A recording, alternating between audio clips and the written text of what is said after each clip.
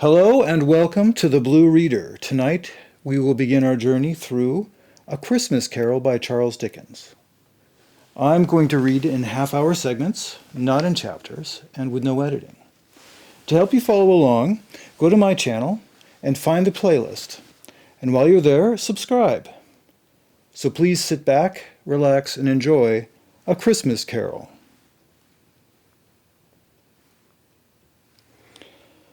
A preface. I have endeavored in this ghostly little book to raise the ghost of an idea, which shall not put my readers out of humor with themselves, with each other, with the season, or with me. May it haunt their houses pleasantly, and no one wish to lay it.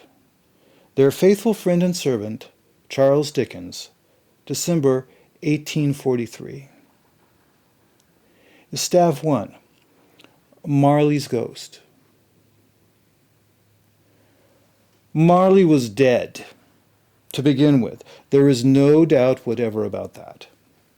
The register of his burial was signed by the clergyman, the clerk, the undertaker, and the chief mourner. Scrooge signed it, and Scrooge's name was good upon change, for anything he chose to put his hand to. Old Marley was as dead as a doornail. Mind, I don't mean to say that I know of my own knowledge what there is particularly dead about a doornail. I might have been inclined myself to regard a coffin nail as the deadest piece of ironmongery in the trade. But the wisdom of our ancestors is in the simile, and my unhallowed hand shall not disturb it, or the country's done for. You will therefore permit me to repeat, emphatically, that Marley was as dead as a doornail. Scrooge knew he was dead? Of course he did. How could it be otherwise? Scrooge and he were partners, for I don't know how many years. Scrooge was his sole executor, his sole administrator, his sole assign, his sole residuary legatee, his sole friend and sole mourner. And even Scrooge was not so dreadfully cut up by the sad event, but that he was an excellent man of business on the very day of the funeral, and solemnized it with an undoubted bargain. The mention of Marley's funeral brings me back to the point I started from. There is no doubt that Marley was dead. This must be distinctly understood, or nothing wonderful can come of the story I am about to relate. If we were not perfectly convinced that Hamlet's father died before the play began, there would be nothing more remarkable in his taking a stroll at night, in an easterly wind upon his own ramparts, than there would be in any other middle-aged gentleman rashly turning out after dark in a breezy spot, say St. Paul's churchyard, for instance, literally to astonish his son's weak mind. Scrooge never painted out old Marley's name. There it stood, years afterwards, above the warehouse door, Scrooge and Marley. The firm was known as Scrooge and Marley. Sometimes people new to the business called Scrooge, and sometimes Marley. But he answered to both names. It was all the same to him. Oh, but he was a tight-fisted hand at the grindstone, Scrooge. A squeezing, wrenching, grasping, scraping, clutching, covetous old sinner. Hard and sharp as flint, from which no steel had ever struck out generous fire. Secret and self-contained and solitary as an oyster. The cold within him froze his old features, nipped his pointed nose, shriveled his cheek, stiffened his gait, made his eyes red, his thin lips blue, and spoke out shrewdly in his grating voice. A frosty rime was on his head, and on his eyebrows, and his wiry chin. He carried his own low temperature always about with him. He iced his office in the dog days. It didn't thaw at 1 degree at Christmas. External heat and cold had little influence on Scrooge. No warmth could warm, no wintry weather chill him. No wind that blew was bitterer than he. No falling snow was more intent upon its purpose, no pelting rain less open to entreaty. Foul weather didn't know where to have him. The heaviest rain, and snow and hail and sleet could boast of the advantage over him in only one respect. They often came down handsomely, and Scrooge never did. Nobody ever stopped him in the street to say with gladsome looks, "My dear Scrooge, how are you? When will you come to see me?" No beggars implored him to bestow a trifle. No children asked him what it was o'clock. No man or woman ever once in all his life inquired the way to such and such a place of Scrooge. Even the blind men's dogs appeared to know him, and when they saw him coming on, would tug their owners into doorways and up courts, and then would wag their tails as though they said, "No eye at all is better than an evil eye, dark master." But what did Scrooge care? It was the very thing he liked. To edge his way along the crowded paths of life, warning all human sympathy to keep its distance, was what the knowing ones called nuts to Scrooge. Once upon a time, of all the good days in the year, on Christmas Eve, old Scrooge sat busy in his counting house. It was cold, bleak, biting weather, foggy withal, and he could hear the people in the court outside go wheezing up and down, beating their hands upon their breasts and stamping their feet upon the pavement stones to warm them. The city clocks had only just gone 3, but it was quite dark already. It had not been light all day, and candles were flaring in the windows of the neighboring offices, like ruddy smears upon the palpable brown air. The fog came pouring in at every chink and keyhole, and was so dense without that although the court was of the narrowest, the houses opposite were mere phantoms. To see the dingy cloud come drooping down, obscuring everything, one might have thought that nature lived hard by and was brewing on a large scale. The door of Scrooge's counting house was open, that he might keep his eye upon his clerk, who in a dismal little cell beyond, sort of a tank, was copying letters. Scrooge had a very small fire, but the clerk's fire was so very much smaller that it looked like one coal. But he couldn't replenish it, for Scrooge kept the coal box in his own room, and so surely as the clerk came in with a shovel, the master predicted that it would be necessary for them to part. Wherefore the clerk put on his white comforter and tried to warm himself at the candle, in which effort, not being a man of strong imagination, he failed.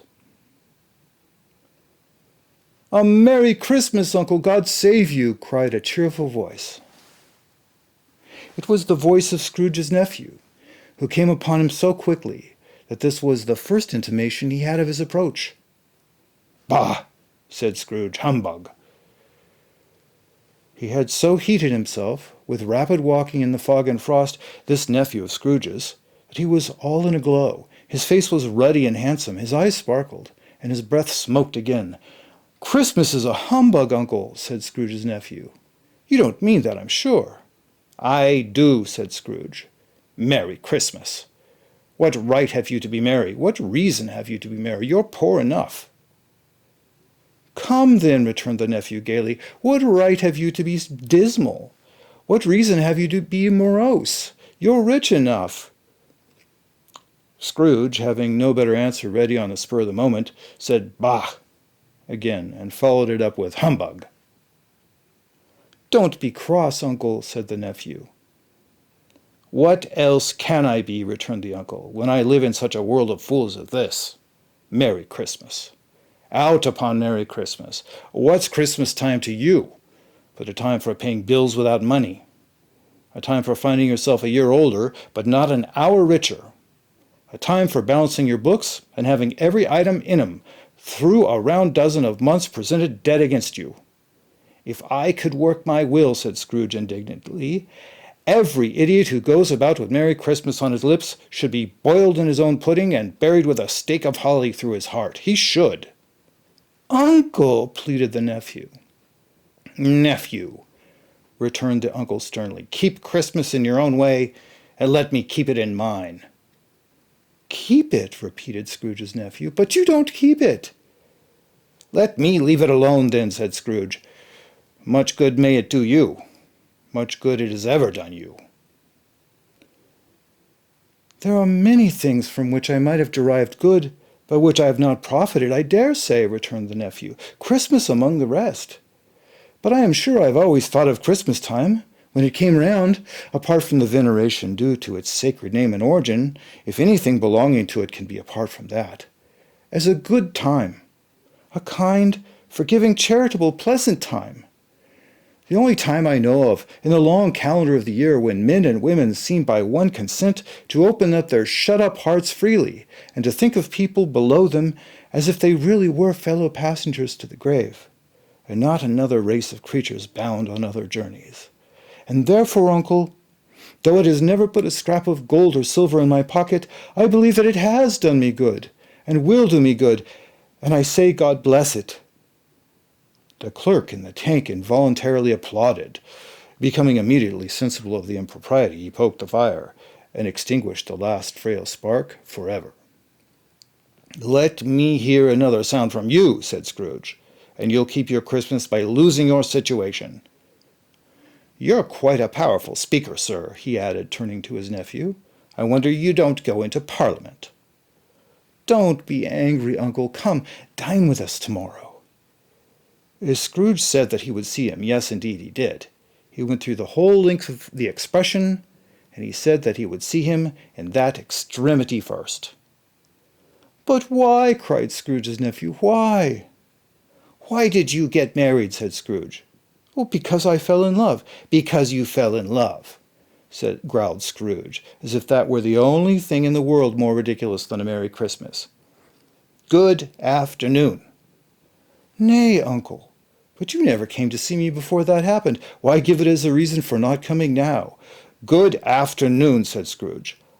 I want nothing from you. I ask nothing of you. Why cannot we be friends? Good afternoon, said Scrooge. I'm sorry, with all my heart, to find you so resolute. We have never had any quarrel to which I have been a party, but I have made the trial in homage to Christmas, and I'll keep my Christmas humor to the last. So a Merry Christmas, uncle. Good afternoon, said Scrooge. And a Happy New Year. Good afternoon, said Scrooge.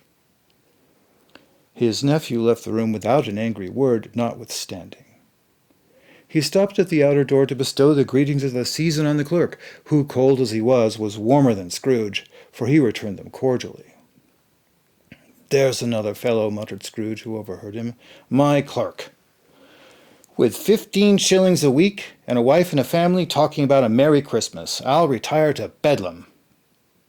This lunatic, in letting Scrooge's nephew out, had let 2 other people in.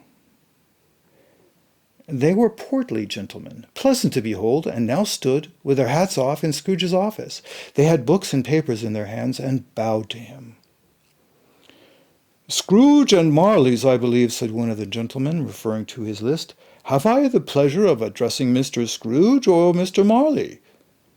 Mr. Marley has been dead these 7 years, Scrooge replied. He died 7 years ago this very night. We have no doubt his liberality is well represented by his surviving partner, said the gentleman, presenting his credentials. It certainly was, for they had been 2 kindred spirits.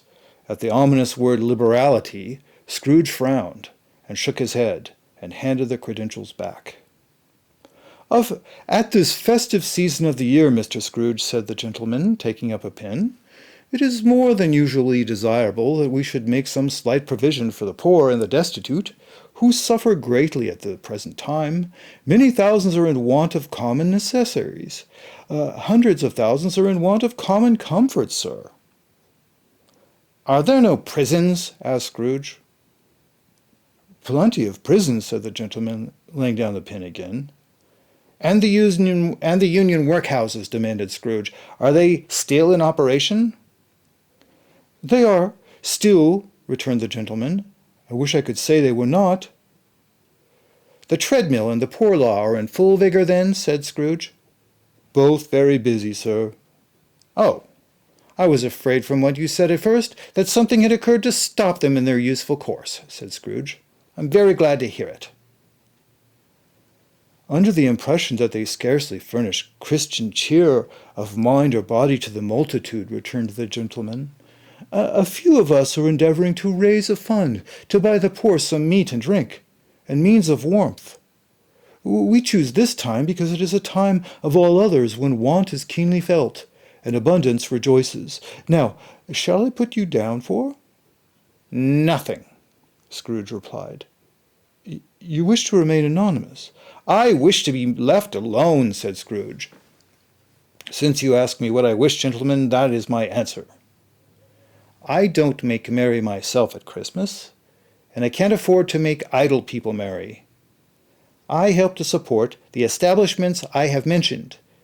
They cost enough, and those who are badly off must go there. Well, many can't go there, and many would rather die. If they would rather die, said Scrooge, they had better do it, and decrease the surplus population. Besides, excuse me, I don't know that. But you might know it, observed the gentleman. It's not my business, Scrooge returned. It's enough for a man to understand his own business, and not to interfere with other people's. Mine occupies me constantly. Good afternoon, gentlemen. Seeing clearly that it would be useless to pursue their point, the gentleman withdrew. Scrooge resumed his labors with an improved opinion of himself, and in a more facetious temper than was usual with him. Meanwhile the fog and the darkness thickened so that people ran about with flaring links, proffering their services to go before horses and carriages, and conduct them on their way. The ancient tower of a church, whose gruff old bell was always peeping slyly down at Scrooge out of a Gothic window in the wall, became invisible, and struck the hours and quarters in the clouds, with tremulous vibrations afterwards, as if its teeth were chattering in its frozen head up there. The cold became intense. In the main street, at the corner of the court, some laborers were repairing the gas pipes, and had lighted a great fire in a brazier, round which a party of ragged men and boys were gathered, warming their hands and winking their eyes before the blaze in rapture. The water plug being left in solitude, its overflowing sullenly congealed, and turned into a misanthropic ice. The brightness of the shops, where holly sprigs and berries crackled in the lamp heat of the windows, made pale faces ruddy as they passed. Poulterers' and grocers' trades became a splendid joke, a glorious pageant, with which it was next to impossible to believe that such dull principles as bargain and sale had anything to do. The Lord Mayor, in the stronghold of the mighty mansion house, gave orders to his 50 cooks and butlers to keep Christmas as a Lord Mayor's household should. And even the little tailor, whom he had fined 5 shillings on the previous Monday for being drunk and bloodthirsty in the streets, stirred up tomorrow's pudding in his garret, while his lean wife and the baby sallied out to buy the beef. Foggier yet, and colder. Piercing, searching, biting cold. If the good St. Dunstan had but nipped the evil spirit's nose with a touch of such weather as that, instead of using his familiar weapons, then indeed he would have roared to lusty purpose. The owner of one scant nose, gnawed and mumbled by the hungry cold as bones are gnawed by dogs, stooped down at Scrooge's keyhole to regale him with a Christmas carol. But at the first sound of "God bless ye, merry gentlemen, may nothing you dismay," Scrooge seized the ruler with such energy of action that the singer fled in terror, leaving the keyhole to the fog and even more congenial frost. At length the hour of shutting up the counting-house arrived. With an ill will, Scrooge dismounted from his stool and tacitly admitted the fact to the expectant clerk in the tank, who instantly snuffed his candle out and put on his hat.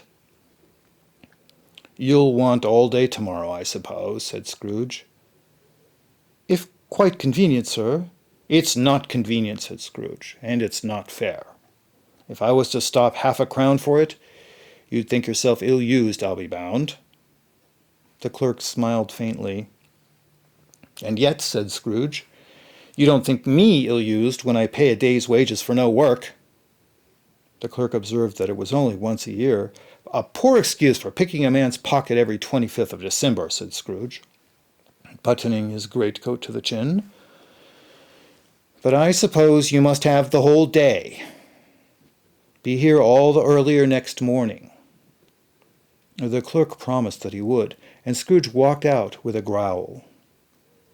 The office was closed in a twinkling, and the clerk, with the long ends of his white comforter dangling below his waist, for he boasted no greatcoat, went down a slide on Cornhill, at the end of a lane of boys, 20 times, in honor of its being Christmas Eve, and then ran home to Camden Town as hard as he could pelt to play at blindman's buff. Scrooge took his melancholy dinner at his usual melancholy tavern, and having read all the newspapers and beguiled the rest of the evening with his banker's book, went home to bed. He lived in chambers which had once belonged to his deceased partner. They were a gloomy suite of rooms, and a lowering pile of buildings up a yard, where it had so little business to be that one could scarcely help fancying it must have run there when it was a young house, playing at hide-and-seek with the other houses, and forgotten the way out again. It was old enough now, and dreary enough, for no one lived in it but Scrooge, the other rooms being all let out as offices. The yard was so dark that even Scrooge, who knew its every stone, was fain to grope it with his hands. The fog and frost so hung about the black old gateway of the house that it seemed as if the genius of the weather sat in mournful meditation on the threshold. Now, it is a fact that there was nothing at all particular about the knocker on the door, except that it was very large. It is also a fact that Scrooge had seen it night and morning during his whole residence in that place. Also, that Scrooge had as little of what is called fancy about him as any man in the city of London, even including, which is a bold word, the corporation, aldermen, and livery. Let it also be borne in mind that Scrooge had not bestowed one thought on Marley since his last mention of his 7 years dead partner that afternoon. And then, let any man explain to me, if he can, how it happened that Scrooge, having his key in the lock of the door, saw in the knocker, without its undergoing any intermediate process of change, not a knocker, but Marley's face. Marley's face. It was not an impenetrable shadow as the other objects in the yard were, but had a dismal light about it, like a bad lobster in a dark cellar. It was not angry or ferocious, but looked at Scrooge as Marley used to look, with ghostly spectacles turned up on its ghostly forehead. The hair was curiously stirred, as if by breath or hot air, and through the eyes were open. They were perfectly motionless. That, and its livid color, made it horrible, but its horror seemed to be in spite of the face, and beyond its control rather than a part of its own expression. As Scrooge looked fixedly at this phenomenon, it was a knocker again. To say that he was not startled, or that his blood was not conscious of a terrible sensation to which it had been a stranger from infancy, would be untrue. But he put his hand upon the key he had relinquished, turned it sturdily, and walked in and lighted his candle.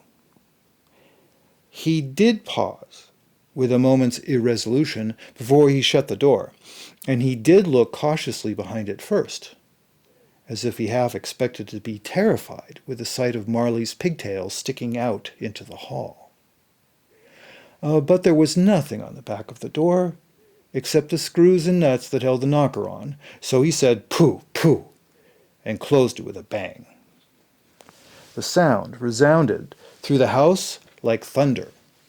Every room above and every cask in the wine merchant's cellars below appeared to have a separate peal of echoes of its own.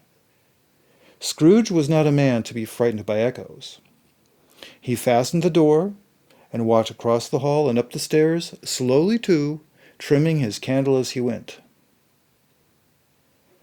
You may talk vaguely about driving a coach and six up a good old flight of stairs, or through a bad young Act of Parliament.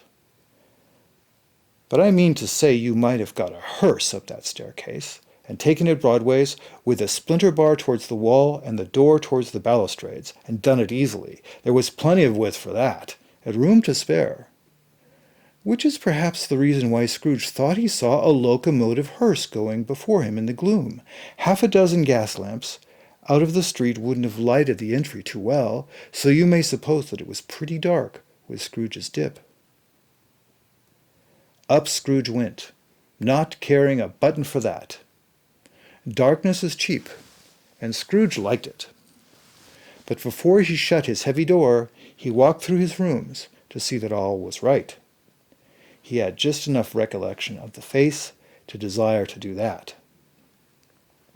Sitting room, bedroom, lumber room, all as they should be. Nobody under the table, nobody under the sofa, a small fire in the grate, spoon and basin ready, and a little saucepan of gruel. Scrooge had a cold in his head. Upon the hob. Nobody under the bed, nobody in the closet, nobody in his dressing gown, which was hanging up in a suspicious attitude against the wall. Lumber room as usual. Old fire guard, old shoes, 2 fish baskets, washing stand on 3 legs, and a poker. Quite satisfied, he closed his door and locked himself in, double-locked himself in, which was not his custom. Thus secured against surprise, he took off his cravat, put on his dressing gown and slippers and his nightcap, and sat down before the fire to take his gruel. It was a very low fire indeed. Nothing on such a bitter night. He was obliged to sit close to it and brood over it before he could extract the least sensation of warmth from such a handful of fuel. The fireplace was an old one, built by some Dutch merchant long ago and paved all around with quaint Dutch tiles, designed to illustrate the scriptures. There were Cains and Abels, Pharaoh's daughters, queens of Sheba, angelic messengers descending through the air on clouds like feather beds, Abrahams, Belshazzars, apostles, putting off to sea in butterboats, hundreds of figures to attract his thoughts. And yet that face of Marley, 7 years dead, came like the ancient prophet's rod, and swallowed up the whole. If each smooth tile had been a blank at first, with power to shape some picture on its surface from the disjointed fragments of his thoughts, there would have been a copy of old Marley's head on every one. "Humbug," said Scrooge, and walked across the room. After several turns he sat down again. As he threw his head back in the chair, his glance happened upon a bell, a disused bell that hung in the room, and communicated for some purpose now forgotten with a chamber in the highest story of the building. It was with great astonishment, and with a great inexplicable dread, that as he looked, he saw this bell begin to swing. It swung so softly in the outset that it was barely made a sound. But soon it rang out loudly, and so did every bell in the house. This might have lasted half a minute or a minute, but it seemed like an hour. The bells ceased as they had begun, together. They were succeeded by a clanking noise deep down below, as if some person were dragging a heavy chain over the casks in the wine merchant's cellar. Scrooge then remembered to have heard that ghosts in haunted houses were described as dragging chains. The cellar door flew open with a booming sound, And then he heard the noise much louder, on the floors below, then coming up the stairs, then coming straight towards his door. "It's humbug still," said Scrooge. "I won't believe it." His colour changed, though, when without a pause it came on through the heavy door and passed into the room before his eyes. Upon coming in, the dying flame leapt up, as though it cried, "I know him! Marley's ghost!" and fell again. This has been part one of A Christmas Carol.